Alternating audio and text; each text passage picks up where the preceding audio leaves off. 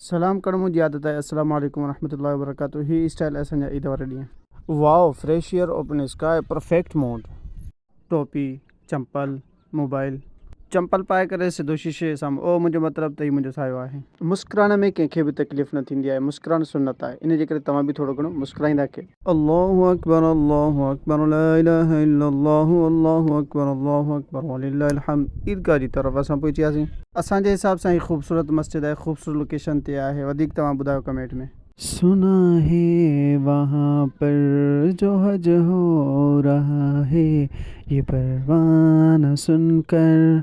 ईद नमाज़ पढ़ी बस केसी, उन खां पोइ मुलाक़ातूं थियूं, उन में बाक़ाइदे मज़ो आयो। ही सभु दोस्त मिठे खे इंजॉय कंदे। जिन ॻोठनि में सफ़ेद रेश हुजनि उन्हनि ॻोठनि में मुहबत, रौनक ख़ुदि ब ख़ुदि अची वेंदी आहे। ईद जी नमाज़ खां पोइ सिधो घर। कुझु असांजा दोस्त बि असां सां गॾु हुया। अल्लाह हाफ़िज़। हाणे मूंखे पंहिंजी नंढड़ी जा जूता सेट करणु ॾियो।